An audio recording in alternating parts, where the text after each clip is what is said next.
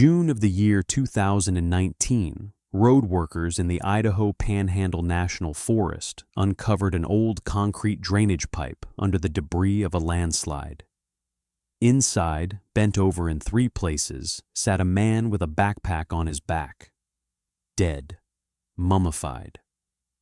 On the inner wall of the pipe, someone burned the inscription, "You have seen too much."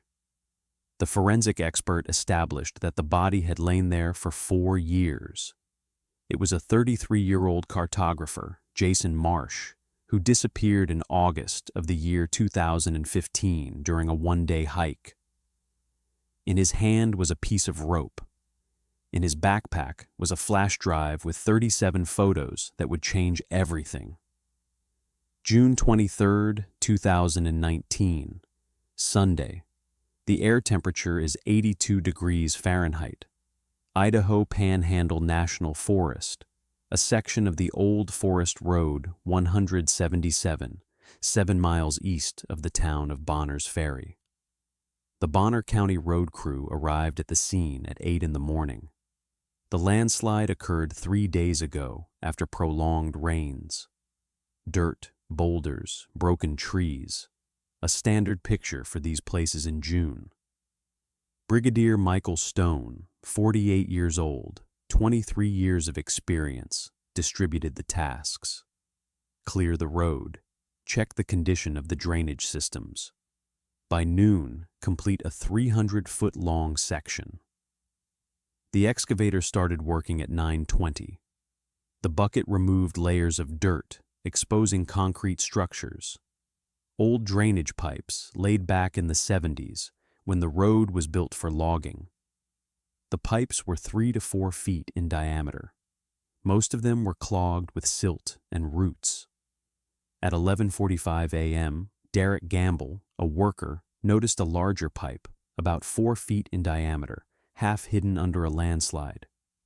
The entrance was blocked with stones and concrete debris. Gamble called his partner. They began to clear the passage manually. At 12:07, Gamble directed the lantern inside the pipe. He saw a silhouette, a human figure bent in an unnatural pose. Gamble recoiled. He shouted to the foreman. Stone came up, shone the light himself. He called the Bonner County Sheriff at 12:11. He turned off the equipment and cordoned off the area. The first patrolman arrived at 12:38.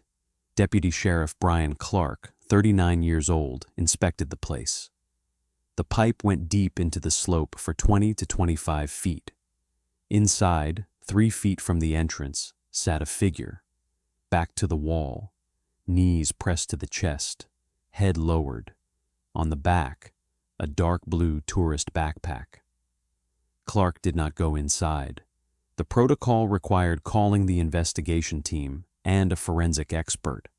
The county forensics team arrived at 2:05 p.m. Senior technician Lisa Ford, 42 years old, led the inspection. The team set up the spotlights. They took the first photos. They measured the diameter of the pipe, 1 meter 20 centimeters, a little less than 4 feet. The inner surface was concrete, covered with plaque and rust. Humidity is minimal. The air is dry, with the smell of mold and chemicals. Ford entered the pipe first. The lantern illuminated the figure more clearly. A man. The clothes are intact. A faded plaid shirt, dark hiking pants, boots. The backpack is tightly tightened on the straps. His hands lie lifelessly on his knees. In his right hand is a piece of thick rope, about 8 inches long. The face is almost unrecognizable. The skin is mummified, dark, tightly covering the skull. Eyes closed, mouth slightly open. On the left wrist is a medical silicone bracelet. Ford took a picture. The inscription is laser engraved. Jason Marsh. Type 1 diabetes. Emergency contact. Bert Marsh. Ford came out of the pipe. She passed the information to Clark. He contacted the missing persons database. A match was found in 17 minutes. Jason Marsh, white male, 33 years old at the time of disappearance. Disappeared on the 12th of August, 2015. Last seen in the Idaho-Panhandle National Forest area. The car was found at the beginning of the Canyon Creek Loop Trail on August 14th. The search lasted 10 days. No results. The case was closed as an accident. Forensic expert David Collins arrived at 3:40 p.m. Preliminary examination. The body is untouched. Ford recorded the situation on video. Collins entered the pipe. The examination took 23 minutes. Conclusions. Death occurred long before discovery, presumably 3 to 4 years ago. The body was preserved due to low humidity and lack of access by animals. Mummification is natural. Signs of violent death are not visually determined. An autopsy is required. Collins drew attention to a detail. On the inner wall of the pipe, 1.5 feet above the head of the body, there was a burnt inscription. The letters were uneven, made with black spray paint. English, capital letters. You saw too much. You saw too much. Ford photographed the inscription from 3 angles. She took a sample of the paint. She measured the height of the letters, about 2 inches. The handwriting was sloppy, done quickly. The body removal began at 17:05. The backpack was not removed. It was too tightly tightened. The body was carefully carried out on a stretcher, moved to a mobile morgue. Collins recorded, body weight is significantly reduced due to dehydration. The clothes were not damaged. The backpack was fastened with all the zippers. The autopsy is scheduled for June 24th, 10 a.m. The section of Road 177 is closed to traffic, cordoned off with yellow tape. The drainage pipe was sealed. The road workers' crew was released. The testimony of Stone and Gamble was recorded in the protocol. By evening, the news had reached the Marsh family. Jason's brother, Bert Marsh, 41 years old, arrived at the Bonner County morgue on June 24th at 8:30 a.m. Identification was carried out using a medical bracelet and dental records. 100% match. Bert Marsh did not cry. He stood in front of the body for 3 minutes. Then he asked Collins one thing. How did he get there? Collins answered honestly, "We don't know yet." Jason Marsh was born on the 23rd of March, 1982, in Spokane, Washington. He is the only child in the family. His father is an electrical engineer, and his mother is a librarian. He was diagnosed with type 1 diabetes at the age of 14. Jason learned to control the disease meticulously, sugar measurements 4 times a day, an insulin pump, emergency glucose supplies in each bag. After college, he worked at the private company TerraMap Solutions in Seattle. Specialization: digital topographic maps for tourists and Forest Services. Jason went out into the field 4 to 6 times a month. He planned routes in advance, never deviated from the schedule. He carried 2 GPS devices, the main one and a backup. Colleagues described him as quiet, methodical, reliable, physically resilient. Height, 5 feet 11 inches, weight, 172 pounds. He ran in the mornings. He didn't smoke. He didn't drink. He had few friends. Personal life. The relationship ended 6 months before the disappearance. The reason for the breakup, according to his ex-girlfriend Emily Ross, was his obsession with work. He could spend hours studying satellite images, Emily recalled in an interview with the police.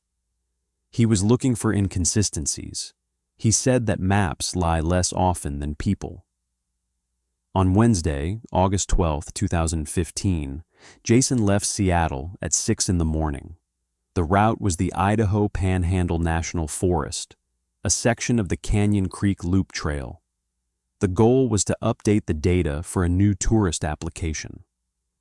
The planned travel time was 7 hours. Return on the evening of the 13th of August. At 2:20 p.m., he arrived in the town of Bonners Ferry with a population of 3,000 people, the last settlement before the National Forest.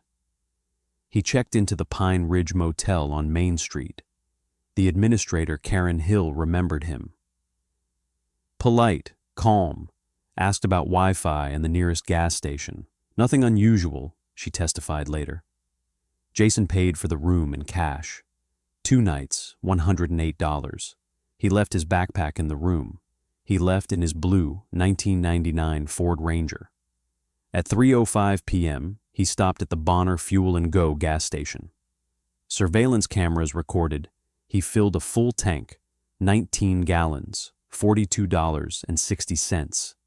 He bought 2 1.5-liter bottles of water, 6 Cliff Bar energy bars, and a pack of mint candies inside the store. The total amount was $14.83. He paid by credit card. Cashier Jenny Cole recalled, "He looked at the map at the counter for a long time. He asked if Road 177 was open. I said it was an old logging road, and the locals hardly ever used it. He nodded and left." The video shows. Jason left the store at 3:13 p.m. He reached the car. He stopped. He looked to the right. The camera captures a black pickup truck parked at the far column. The model is not identified. The license plates are not visible. The shooting angle is bad. Jason looks at the pickup for 8 seconds. He gets in his Ford. He leaves.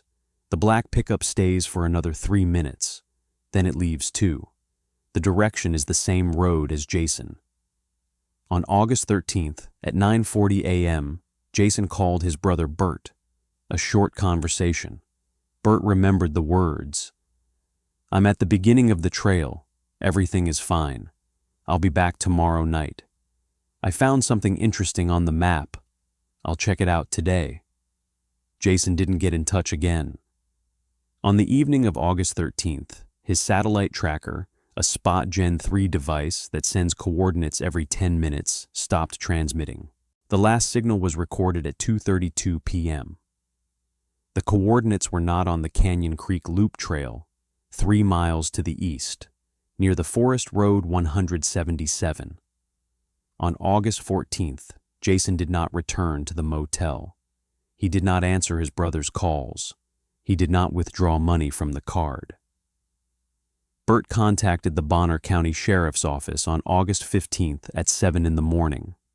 Patrolmen found the Ford Ranger at 11:20, the beginning of the Canyon Creek Loop Trail, a parking lot for tourists. The car was locked. Inside, things were neatly stacked. A spare jacket, a bottle of water, a phone charger. A field notebook was in the front seat. The last entry, dated August 13th. Coordinates 48.7421, 116-3198. Fresh traces of heavy equipment. The ground is compacted. No work permit. I'll check the source. On the ground next to the car, forensic experts found 2 objects, a shard of a glass vial and a 4-inch-long fragment of a radio antenna. None of the items belonged to Jason's equipment. On August 16th, the search began. August 14th, 2015. Jason Marsh was supposed to return to the Pine Ridge Motel before 6 p.m. He did not return. Administrator Karen Hill waited until 10 p.m., then locked the main entrance. The key to room 12 was left on the counter. Jason's things, a laptop, chargers, change of clothes, were untouched in the room. Bert Marsh called his brother 11 times from 3 p.m. to 11:30 p.m. All calls went to voicemail. The Spot Gen 3 satellite tracker, which Jason always carried in his backpack, had been silent since August 13th, 1432. On August 15th, at 7:05 a.m., Bert called the Bonner County Sheriff's Office. The desk officer took the report. Description: white male, 33 years old, 5 feet 11 inches, 172 pounds, short brown hair, brown eyes. dressed in a plaid shirt, dark hiking pants, morel boots, carrying a blue backpack, GPS receivers, field equipment. The car is a blue Ford Ranger with Washington state license plates. The patrol group left at 8:40. The route is the Canyon Creek Loop Trail, where Jason planned to work. The parking lot for tourists is 12 miles from Bonner's Ferry on Highway 95, then another 4 miles on a dirt road. The car was found at 11:20, locked, windows intact, no signs of forced entry. Deputy Sheriff Carol Dixon examined the perimeter. No signs of a struggle.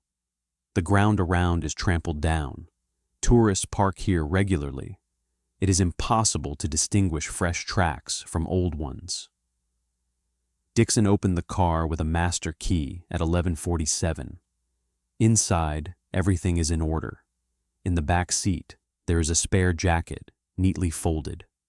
A bottle of water, 3/4 full. Phone charger. A map of the region with marker marks. In the front seat, there is a hardcover field notebook. The last entry is dated August 13th. The handwriting is even, without signs of haste. Coordinates 48.7421, 116.3198. Fresh traces of heavy machinery. The soil is compacted. There is no work permit. I will check the source. Dixon checked the coordinates on the map. The point was not on the Canyon Creek Loop Trail, 3 miles to the east, near the abandoned Forest Road 177. On the ground at the driver's door, forensic scientist Mike Fuller found 2 items. The first was a 1.5-inch long shard of a glass ampule. The edges were sharp, the fracture was fresh. The glass is engraved with the marking, 10 miel ket vet. Fuller recognized the name, veterinary ketamine, an anesthetic for large animals. The second item was a fragment of a radio antenna, metal, 4 inches long, 3 millimeters in diameter, thread at one end. The antenna did not belong to Jason's car. His Ford Ranger is equipped with a built-in antenna on the roof. Fuller packed the findings into evidence bags. He sent them to the county lab. On August 16th at 6:30, the official search began. Sheriff Thomas Reed mobilized 24 people, 12 deputies, 8 volunteers from the local search and rescue team, and 4 foresters. 2 search dogs, German shepherds named Rex and Sadie. The starting point was the parking lot where the Ford Ranger was found. The dogs picked up the trail at 7:15. Rex led the group not along the Canyon Creek Loop Trail, but eastward through a dense forest. The trail went confidently for 3/4 of a mile. Then it abruptly stopped at Little Creek, 8 feet wide and knee-deep. Keeper Danny Holt tried to continue the search on the opposite shore. The dogs did not pick up the trail. Holt changed his place, 50 yards upstream, then down. The result was the same. The trail disappeared. Either he went into the water and walked a considerable distance along the stream, or he was transported by car, Holt reported to the sheriff. The groups combed the area within a radius of 2 miles from the stream. They checked ravines, thickets, old animal trails. Nothing. The helicopter of the District Rescue Service took off at 2 RPM. It patrolled until sunset. The thermal imager did not detect any movement. By the evening of August 16th, there were no results. On August 17th, 32 volunteers from neighboring districts joined the search. The area was expanded to 5 miles. Drones with high-resolution cameras were used. Abandoned huts, old mines, drainage systems along the road 177 were checked. On August 22nd, Sheriff Reed received information from the County Forestry Department. On the section along the road 177, 3 miles from the point of the last signal of Jason's satellite beacon, mass logging began. The contractor is Timber West Logistics, a company registered in Montana. The permit was issued on August 19th. An urgent contract for a period of 60 days. Reed requested details. The company provided documents, a permit from the U.S. Forest Service, a lease agreement for the site, and insurance. Everything was legally executed. The works began on August 21st. The equipment included 3 bulldozers, 2 excavators, and 5 trucks. 23 workers, all with temporary registration. Reed sent a patrol to the site. The deputies interviewed the foreman. A man of 40, he introduced himself as Carl Durand. Calm, polite. He said he didn't see anything, didn't hear anything. The workers arrived from Montana on August 20th. Before that, there was no one on the site. The search continued until August 26th. There was no result. Jason Marsh disappeared. The search for Jason Marsh lasted 10 days. From the 16th to the 26th of August, 2015, 48 people combed the territory within a radius of 7 miles from the last known point. Deputies, volunteers, foresters, and search and rescue teams from 3 districts. They used a helicopter, drones with thermal imagers, and dogs. They checked ravines, abandoned huts, old mines, and drainage pipes along the road 177. There was no result. On August 27th, Sheriff Thomas Reed held a press conference at the Bonners Ferry County Administration Building. Journalists of local publications, a representative of the Marsh family, Brother Bert, volunteers. Reed spoke at 10 o'clock. After 10 days of intensive searches, we found no trace of Jason Marsh, he said.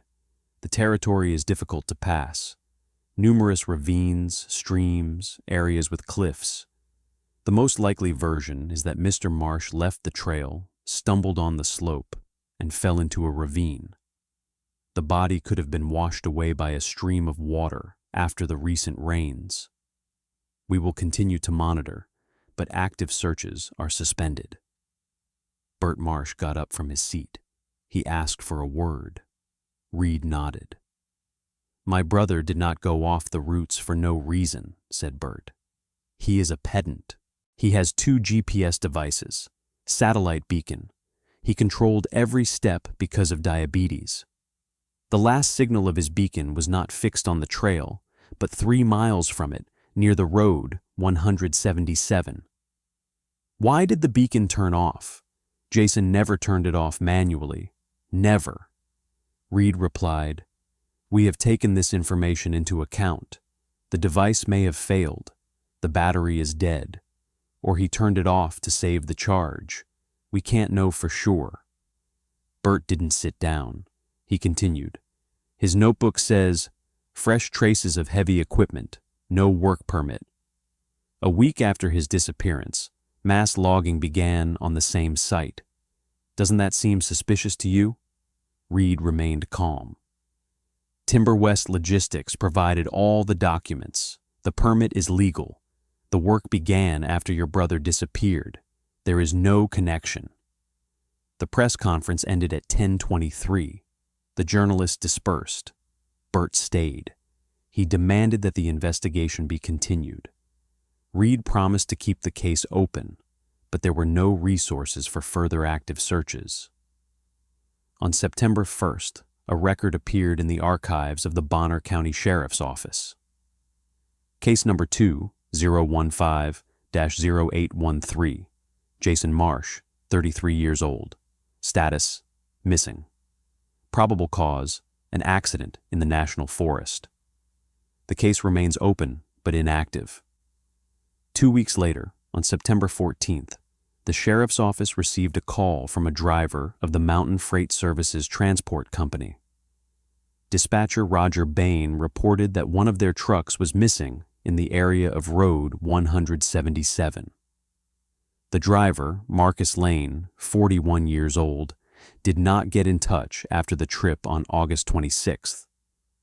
The truck was transporting seismic equipment, geophones, cables, analyzers, The cost of the cargo was $120,000. The deputies checked the route. The truck was not found.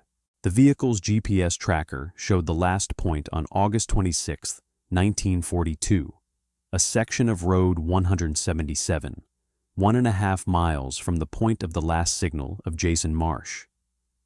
After that, the signal disappeared. Marcus Lane was never found. Sheriff Reed entered the information into the federal database of missing persons. Whether he linked this disappearance to the case of Jason Marsh is not indicated in the protocol. By November 2015, the case of Jason Marsh was actually closed. Officially, the status remained missing, but no active steps were taken. Timber West Logistics completed work on the section of Road 177 in early October. The equipment was removed. The workers left. Brigadier Carl Durand returned to Montana.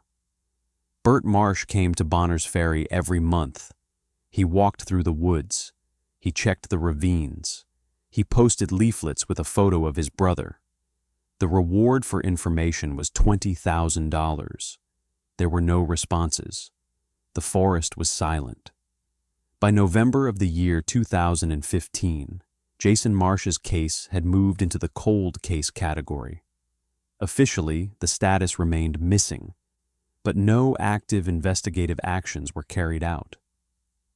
The file in the archives of the Bonner County Sheriff's Office, 217 pages of protocols, photographs, witness statements, was updated once a month with short notes. No new information.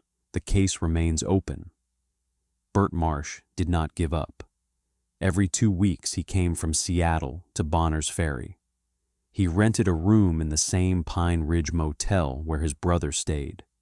He walked through the woods with a GPS navigator, checking the coordinates from Jason's field notebook. He posted leaflets at gas stations, in stores, on information boards near the trails. Jason's photo, description, contact phone number, reward, $20,000 for information. There were almost no responses. Local residents called twice. They saw a tourist who looked like Jason, but on different dates, in different places. Once a man called demanding money for secret information. Burt met with him. The information turned out to be fiction. The company, Timber West Logistics, completed work on the section of Road 177 in early October. The equipment was removed in 3 days. The workers dispersed. The plot of forest where logging was carried out remained cut with tracks, with deep pits and cut stumps. The U.S. Forest Service recorded violations of the contract. More trees were cut down than allowed. Drainage systems were damaged. The fine was $80,000. The fine was not paid. In December 2015, Timber West Logistics disappeared from the Montana State Register of Companies. The legal address, a mailbox in the city of Missoula, was empty. The phones were not answered. The owner of the company, indicated in the documents as Ronald Cassidy, did not exist. The name turned out to be fictitious. The Forest Service passed the information to the Sheriff's Office. Sheriff Reed requested data on the workers. A list of 23 people, all temporary workers hired through agencies in Montana, Idaho, and Wyoming. No one had a permanent registration. Addresses, motels, trailer parks, short-term rental apartments. At the time of the request, none of them was at the specified addresses. Brigadier Carl Durand, 40 years old. The last known address is a trailer park in Kalispell, Montana. Flathead County deputies checked the address in January 2016. Durand moved out in November. The new address is unknown. The neighbors in the trailer park remembered him badly. Quiet, kept to himself, left for work for a long time. One neighbor, Ray Holmes, 62 years old, recalled, "Carl sometimes drank in the evenings. Once, in September, he was drunk. He said that he worked in the forest, where everything is not as it seems. He talked about bans on going to old drainage pipes. Like, it's dangerous there, old mines. But he heard sounds at night, as if someone was working underground. Welding, he said. Deaf, muffled. I didn't think it was important. I thought it was drunken chatter. This information was included in the protocol, but did not lead to any investigative actions. Duran was never found. February 2016.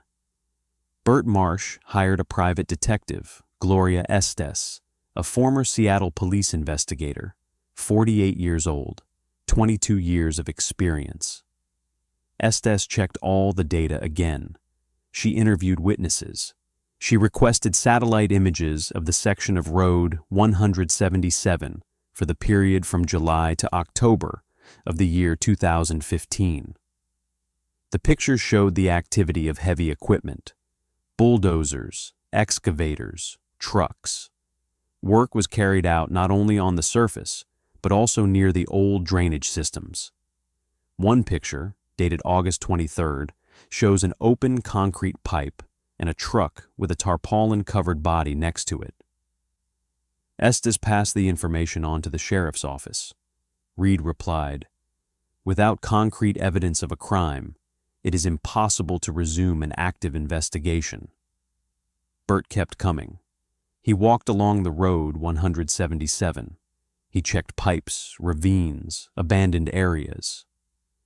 In the spring of 2017, he found a piece of blue cloth caught on the fittings of one of the pipes. The fabric resembled the material of Jason's backpack. Bert handed the find over to the sheriff's office. The examination did not give a result. Too little material for analysis. Years went by. The case remained cold. Jason Marsh was reported missing. The forest was silent. The 23rd of June, 2019, Sunday. The Bonner County road crew was clearing the aftermath of a landslide on the 177th road section. Heavy rains fell from the 20th to the 22nd of June. The mudslide washed away part of the slope and blocked the road for 300 feet. At 12:07, Derek Gamble, a worker, directed a flashlight into a 4-foot concrete drainage pipe. A human figure was sitting inside, back to the wall, knees pressed to the chest, backpack on the back. By evening, the body was recovered. By the morning of June 24th, it was identified. Jason Marsh, disappeared 3 years and 10 months ago. Forensic expert David Collins performed an autopsy on June 24th at the Bonner County morgue. Present, Deputy Sheriff Brian Clark, Forensic Scientist Lisa Ford, FBI Representative, Special Agent Eric Wolf from the Spokane branch. Preliminary findings. Death occurred between the 13th and 15th of August, 2015. The body was preserved due to the conditions inside the pipe: low humidity, constant airflow, no access for animals. Mummification is natural. The cause of death is asphyxia. The mechanism is suffocation with a plastic bag. Plastic microparticles and polyethylene fibers were found in the respiratory tract. On the neck, there are weak traces of pressure, not characteristic of suicide. The location of the traces indicates an external influence. Additional injuries: contusion of the left temple, bruising on the right shoulder. Both injuries were sustained shortly before death. The nature of the injuries is not fatal, but indicates a physical collision or struggle.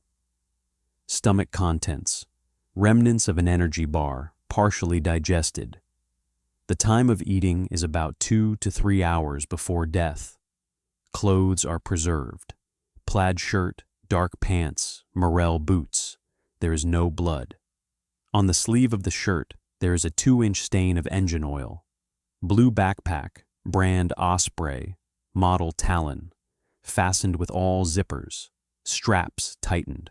Contents: Garmin eTrex GPS receiver, battery-discharged Spot Gen 3 satellite beacon, manually switched-off field map of the region, waterproof bottle of water, empty 2 energy bars in a package medical kit with insulin, Kingston flash drive with a capacity of 16 gigabytes, sealed in a waterproof case. Ford pulled out the flash drive. She handed it to Agent Wolf. The analysis was carried out at the FBI laboratory in Spokane on June 25th. There are 37 photos on the flash drive. JPEG format. The metadata shows the date of the shooting, August 13, 2015, from 11:43 to 14:17. Content of the pictures: Photo 1, 12, section of road 177. White trucks with the inscription Med Supplies on the sides. 3 cars. License plates are partially visible. Photos 13 to 22. People in lumberjack work clothes. They are unloading boxes from trucks. In 2 pictures, automatic rifles are visible in the cabs, leaning against the seats. Photos 23 to 29. The entrance to the underground structure, disguised as a drainage pipe. Concrete structure, about 5 feet in diameter. Inside, a metal door is visible. There is a code lock on the door. Photos 30 to 37. The interior of the underground room. Racks with boxes. The markings on the boxes are illegible, but the symbols characteristic of medical supplies are visible. One picture shows an open box, inside plastic bags with white powder. Agent Wolf handed the material over to the FBI Drug Enforcement Administration. Analysis of license plates, faces in the photo, GPS data coordinates began immediately. On June 26th, forensic experts returned to the drainage pipe where the body was found. Re-examination. On the inner wall, 1.5 feet above the place where Jason was sitting, an inscription in aerosol paint was found. You saw too much. A sample of the paint was sent for examination. The type of paint was industrial, brand Rust-Oleum. It is sold in most hardware stores. It is impossible to track the purchase. Also found in the pipe, a piece of thick rope 8 inches long, 2 cigarette butts of the brand Marlboro Red, a plastic fastener tie used to tie cables or hands. DNA analysis of cigarette butts gave 2 profiles. One matched the national database. Name: Roy Vincent, 51 years old, a former military engineer of the U.S. Army Corps of Engineers, dismissed in 2007 for violating discipline. Last known residence: Missoula, Montana. On June 27th, the FBI launched Operation Shadow Forest. June 27th, 2019. The FBI launched Operation Shadow Forest. The coordinator is Special Agent Eric Wolf from the Spokane office. The goal is to identify the faces in the photos from Jason Marsh's flash drive and eliminate the criminal network that used the Idaho-Panhandle National Forest for drug smuggling. FBI analysts processed 37 images. The license plates of the trucks in photo 1, 12 were checked in the database. 2 cars were registered to non-existent companies in Nevada. The third one was registered to Donald Kirsch, 46 years old, a truck driver from Idaho Falls. Kirsch was arrested on June 29th. During the interrogation, he testified in exchange for a reduction in the term. According to him, he worked for a network that transported cocaine from Mexico through California and Nevada to Canada. The route passed through sparsely populated areas of national forests. Warehouses were located in underground structures, old mines, drainage systems, bunkers from the Cold War. There are 11 such points in 4 states. The head of the network is Roy Vincent, a former military engineer dismissed from the Army in 2007 for using unjustified force against civilians while serving in Iraq. After his dismissal, he worked for private security companies, then went into illegal business.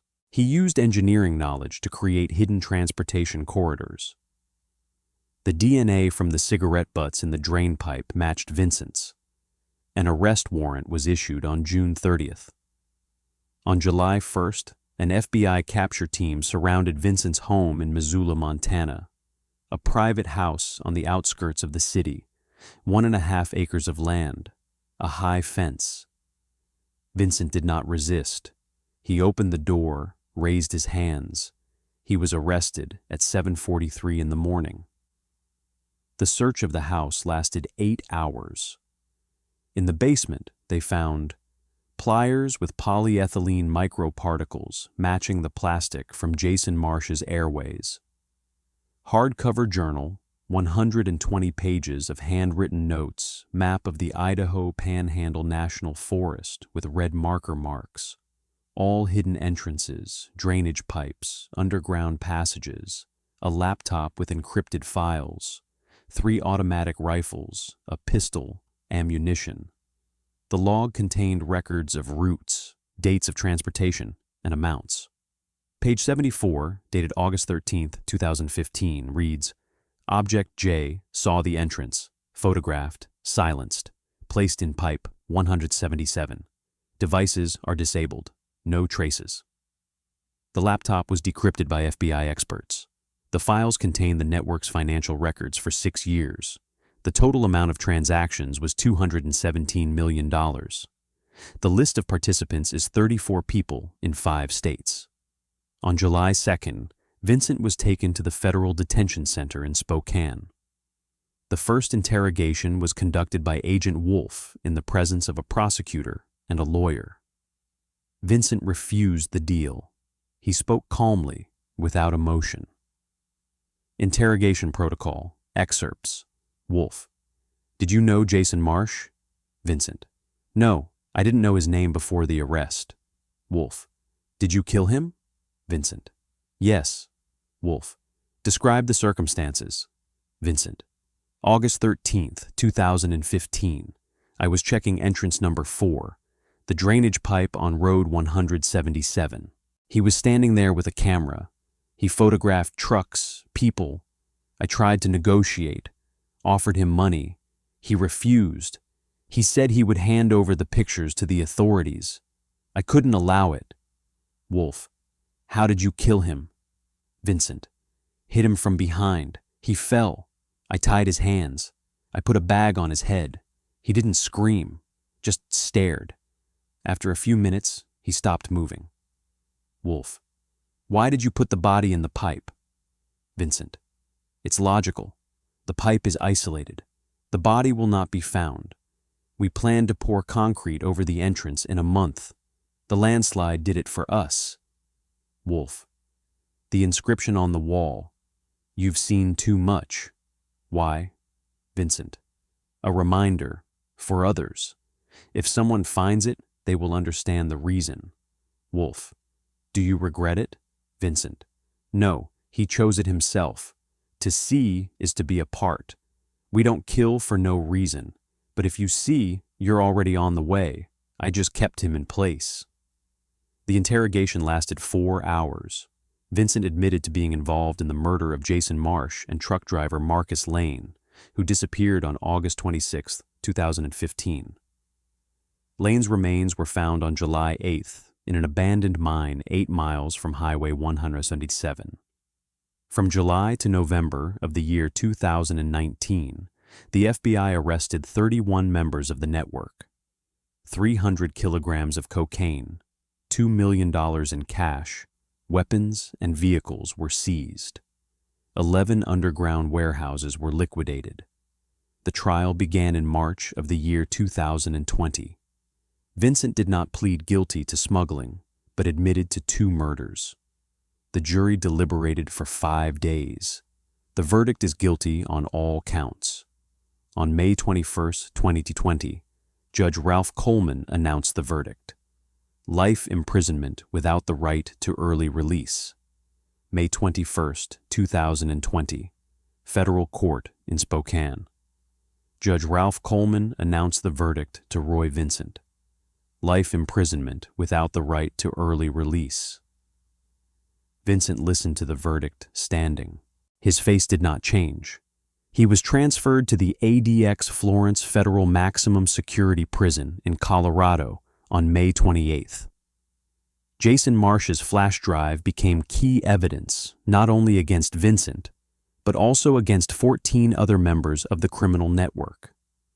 The photos taken on August 13, 2015, made it possible to identify drivers, couriers, and warehouse operators.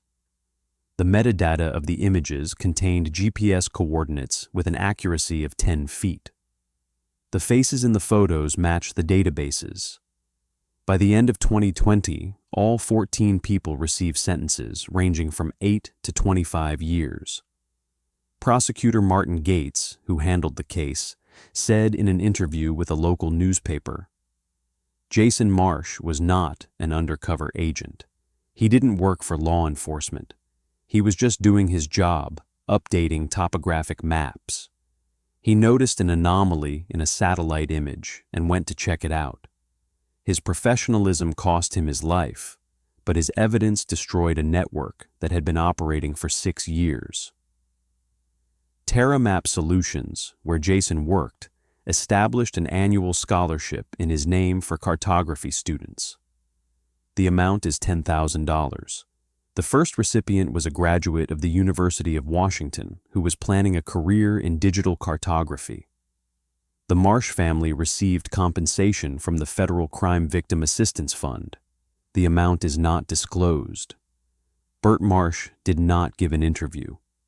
Once, in September 2020, he agreed to meet with a journalist from the Spokesman Review newspaper. The conversation lasted 17 minutes. "I don't want him to be remembered as a victim," Burt said. "He was a cartographer. He loved precision. He believed that maps help people not to get lost. The irony is that his last map led to him." Since June of the year 2019, Burt has been coming to Road 177 every August. Always on the 13th, the day his brother disappeared. He parks at the spot where the body was found. He goes to the drainage pipe. The pipe is sealed with a concrete slab after the completion of investigative actions. A small memorial plaque is installed on the slab. The text is concise. Jason Marsh, 1982-2015, cartographer. Burt doesn't bring flowers. He doesn't make speeches. He pulls out a GPS navigator, the one that belonged to Jason, returned to the family after the case was closed. He turns on the device. He waits until it catches the satellite signal. He looks at the screen. The dot is blinking. The coordinates are fixed. 48 degrees 7/100, minus 116 degrees 3/100, the place where the map ended. He stands there for 15 minutes. Then he leaves. In the FBI archive, case number 2019-0627 was closed on January 9, 2021. Status: solved. Final report: 483 pages. In the final section, Special Agent Eric Wolf wrote, "The victim did not know that he was documenting criminal activity. He thought he was updating the topographic data. His professional meticulousness, photographing every detail, saving backups, recording coordinates, turned him into a witness. The witness became the victim. The victim became the evidence. The map he created was the last in his life, and the first in our investigation." The Idaho-Panhandle National Forest remains a popular tourist route. The Canyon Creek Loop Trail is open. Road 177 is used by the Forest Service. Drainage pipes are checked regularly. Local residents remember the story. Tourists sometimes ask about the memorial plaque. The foresters answer briefly, "A cartographer died in the line of duty." The forest does not keep memories. It continues to grow. Trees cover the tracks from the machinery. Grass sprouts through concrete. But now, passing by the sealed drainage pipe on Road 177, everyone knows some maps are not drawn with ink. They are drawn with silence. And the price of these maps is a human life for a mistake of attention. Jason Marsh saw what he shouldn't have seen.